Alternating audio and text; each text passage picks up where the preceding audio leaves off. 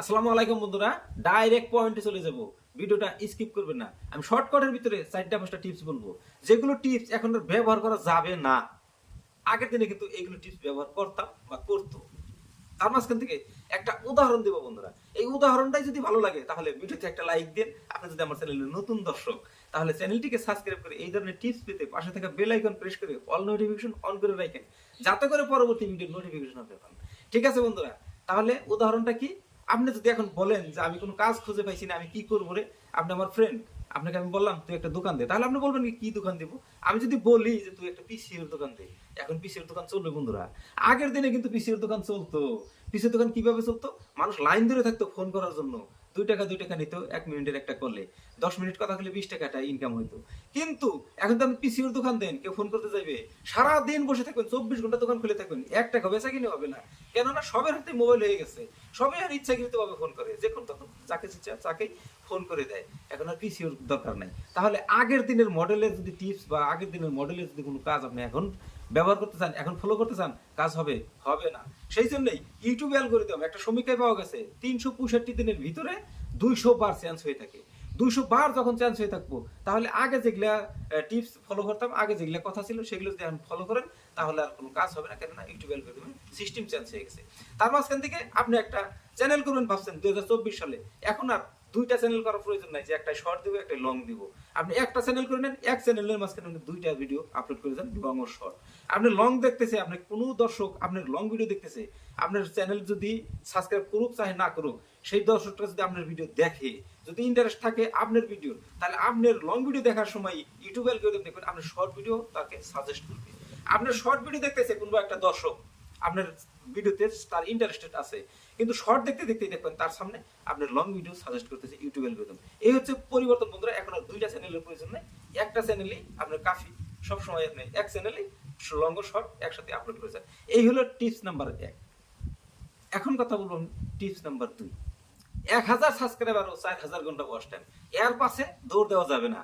কেননা 1000 সাবস্ক্রাইবার ও 4000 ঘন্টা ওয়াচ টাইমের পিছনে যদি আপনি দৌড় দেন, তার জন্য যদি আপনি সাব করেন, আপনি আমাকে সাপোর্ট করেন, আমি আপনাকে সাপোর্ট করি, এই সমস্ত টিপস যদি আপনি অবলম্বন করেন, বড় বড় কন্টেন্ট ক্রিয়েটরের চ্যানেলে গিয়ে কমেন্ট বক্সে যদি আপনি কমেন্ট করেন, কেউ কিন্তু তাহলে আপনার চ্যানেলটা সাবস্ক্রাইব করবে না।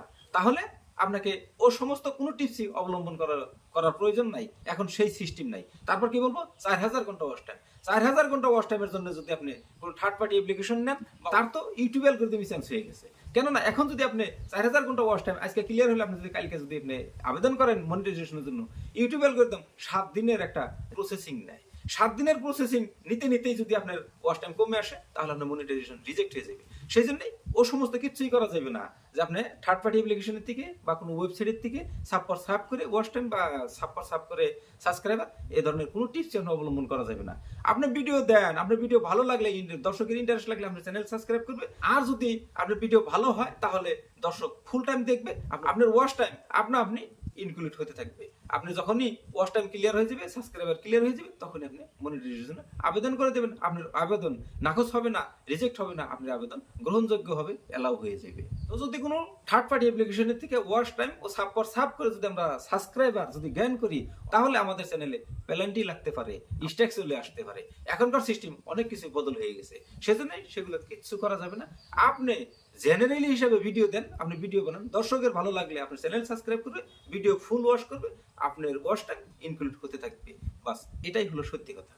তারপরে আসবো কি টিপস নাম্বার 3। টিপস নম্বর 3, আমরা আগে থেকে কি জানতাম? Viral tax. ভাইরাল ট্যাগের জন্য আমরা অন্যান্য থার্ড পার্টি অ্যাপ্লিকেশন ব্যবহার করতাম, যেমন মনে করেন বিডাইকিউ, যেমন মনে করেন টিউববাটি। সেখানে গিয়ে আমরা ট্যাগকে রিসার্চ করতাম, রিসার্চ করে ট্যাগের ভলিউম সার্চ দেখে আমরা ট্যাগ ব্যবহার করতাম। কিন্তু সেগুলোর আর এখন কোনো কাজ নাই। আপনার ভিডিও যদি র্যাঙ্কে নিতে হয়, আপনার ভিডিও যদি ইনফরমেটিভ হয়, আপনার ভিডিও যদি আপনি দর্শকের সামনে নিতে চান, তাহলে ট্যাগের পরিবর্তে আপনাকে একটা জিনিস ইউজ করতে হবে। সেটি হলো আপনাকে ভালো মতো একটা টাইটেল লিখতে হবে, আপনাকে ভালো মতো একটা থাম্বনেল লাগাতে হবে, দর্শকের যাতে চোখে ধরে, দর্শকের যাতে মনটা টেনে নেয়, আকর্ষণ করে নেয়, তাহলে আপনার ভিডিও দর্শক ক্লিক করবে। কোনবা দর্শক যদি একটা টপিক লিখে আপনি সার্চ করে, সেই সার্চের সঙ্গে সঙ্গে হাজার হাজার ভিডিও তার সামনে আসবে। সামনে আসার সঙ্গে সঙ্গে আপনার থাম্বনেল যদি ভালো হয়, তাহলে আপনার ভিডিও দেখবে। তাহলে ট্যাগ আর কি করলো? কিচ্ছু করলো না, শুধু সময়টা নষ্ট করলো। হ্যাঁ, আপনার ভিডিওতে আপনি একটা কাজ করতে পারেন, সেটি হলো আপনার ডিসক্রিপশনটা কিন্তু ভালোভাবে লিখেন। তাহলে কি হলো, টাইটেল ও থাম্বনেল, তারপরে আসলে কি ডেসক্রিপশন। ট্যাগের কোনো কাজ নাই, ট্যাগের কোনো ভ্যালু নাই, ট্যাগে আপনি কোনো সময় দেন না, ট্যাগের সময়টুকু আপনি থাম্বনেলে দিয়ে দিন। যদি আপনার থাম্বনেল ও টাইটেল ভালো হয়েছে, দর্শক যদি বেশি টাইম আপনার ভিডিও দেখছে, যদি লাইক করছে, কমেন্ট করছে, তাহলে সিটিআর ভালো হয়েছে। দর্শক ইউটিউব অ্যালগরিদম সিটিআর দেখে দেখে আপনার ভিডিও দর্শকের সামনে নেবে, আপনার ভিডিও ভাইরাল হবে, র্যাঙ্ক করবে, চ্যানেল গ্রো করবে। তো তাহলে এখন বলবো বন্ধুরা টিপস নম্বর 4। টিপস নম্বর 4, অনেকেই আমরা বলে থাকি যে ভিডিওর শুরুতে একটা ইন্ট্রো ফিট করেন, ইন্ট্রো লাগান। ইন্ট্রো মানে কি বন্ধুরা, ভিডিওর শুরুতে যেটা হিটিং, আমার ভিডিওতে এটা এটা ওটা ওটা এটা এটা বলবো, আপনি ভিডিওটা দেখেন, এই যে ইন্ট্রো, ওটার কোনো প্রয়োজনই নাই। ওটা যদি আপনি করেন, দর্শক বিরক্ত হয়ে আপনার ভিডিও ছেড়ে চলে যাইবে। আপনি ডাইরেক্ট পয়েন্টে আসতে হবে, আপনি কি বলবেন সরাসরি বলে দিতে হবে। দর্শকের আর এখনকার দিনে সময় নাই, সময় না থাকার কারণে শর্টকাটের ভিতরে আপনি যদি কিছু বলতে পারেন, তাহলে সেই ভিডিওগুলো দর্শক দেখে।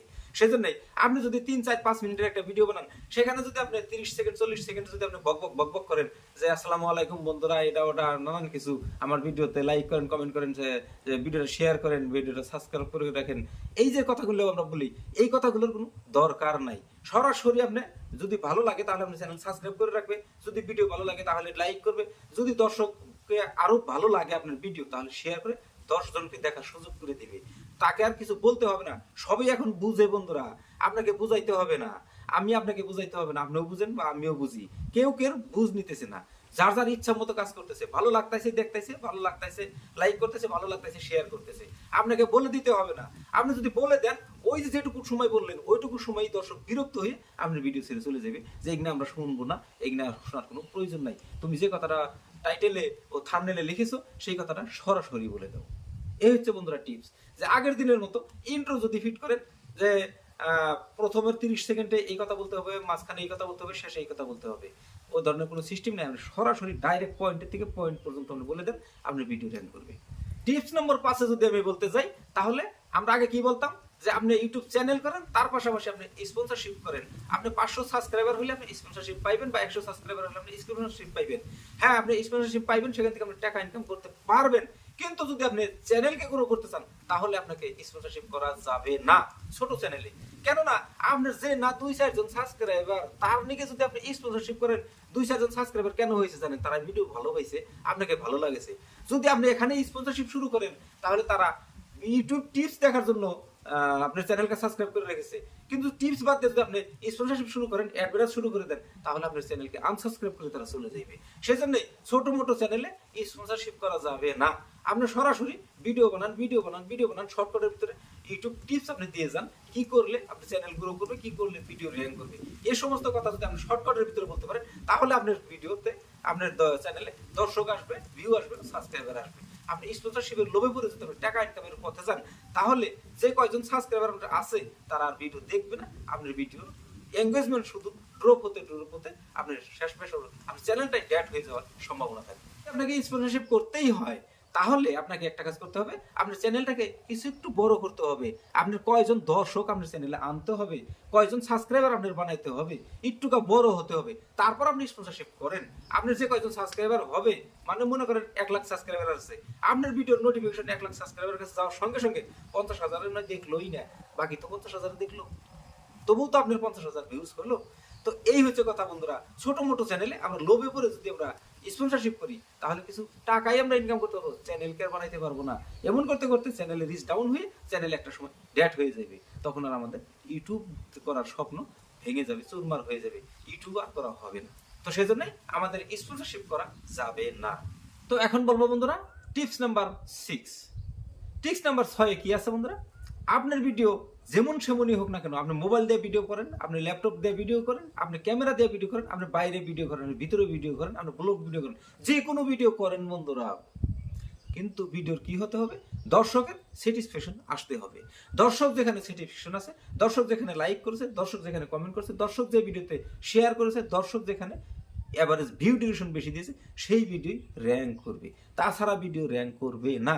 আপনি ভিডিও কোয়ালিটিফুল বানিয়েছেন, ঠিক আছে, আপনি স্টুডিওর ভিতরে বানিয়েছেন, আপনি দামি ক্যামেরা দিয়ে আপনি বানিয়েছেন, আপনি দামি দামি সফটওয়্যার আপনি এডিটিং করেছেন, বহুত ভালো ভালো আপনি ইন্ট্রো লাগাইছেন, কিন্তু সেগুলো কোনো কাজ দেবে না যদি দর্শক স্যাটিসফ্যাকশন না আসে, দর্শক যদি ভিডিও পছন্দ না করে। দর্শকের পছন্দের মতো আপনি ভিডিও বানাইতে হবে, দর্শক কি চায় সেই হিসাবে আপনাকে ভিডিও বানাইতে হবে, তাহলে আপনার ভিডিও র্যাঙ্ক করবে।